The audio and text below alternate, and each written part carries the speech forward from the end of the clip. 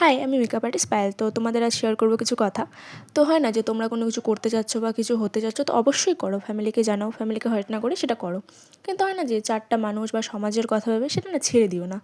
কারণ সমাজের মানুষ সেটা তোমার কোনো দিনও ভালো দেখতে পাবে না। কারণ আমার সাথে কিছু ঘটনা ঘটেছিল, তোমাদের কিছু শেয়ার করি।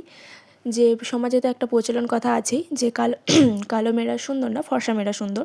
তো আমি বলবো না যে আমি এখন খুব সুন্দর দেখতে বা কিছু ওরকমই, কেন কিছুই না। তো যাই হোক, তো আমি এখন যে আমার স্কিন টোন আছে, তো আমার আগে তো আরও ডার্ক ছিল স্কিন টোনটা, আর আমার মুখে প্রচুর পরিমাণে ব্রণ হতো। তখন হয় না যে কোনো ডার্ক কালার পরলে স্কিন কালারটা আর একটু ম্যাড়মেড়ে লাগতো। তো তখন সবাই বলতো যে এই কালারটা কেন পরছিস, তোকে এমন লাগছে তেমন লাগছে। তো যাই হোক, সেটাতে তো খুবই হার্ট হতাম। তো আমি বলবো না যে কালো মেয়েরা সুন্দর না, কালো মেয়েরা ভীষণ পরিমাণে সুন্দর, আমিও কালোই। তো যাই হোক, যেটা বলতে চাচ্ছি যে এখন আগে মানে আগে আরেকটু ছিলাম, তো এখন যাই হোক ঠিক আছে।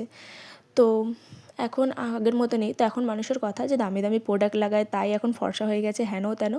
তো তেমন তো কোনো কিছুই না। ব্যাপার হলো যে একটা বয়স থেকে সেই বয়সে সবই ঠিক হয়ে যায়। তো সেই মানুষদের কথা ভেবে না তোমরা কোনো কিছু যদি করতে চাও সেটাকে থামিয়ে দিও না, কারণ মানুষ যে থাকেই যে তোমার ভালো দেখতে পাবে না।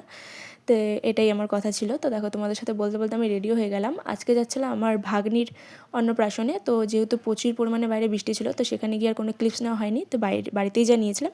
তো দেখো আমাকে কেমন লাগছে কমেন্টে জানিয়ে দিও। টাটা, দেখা হচ্ছে অন্য কোনো ভিডিওতে।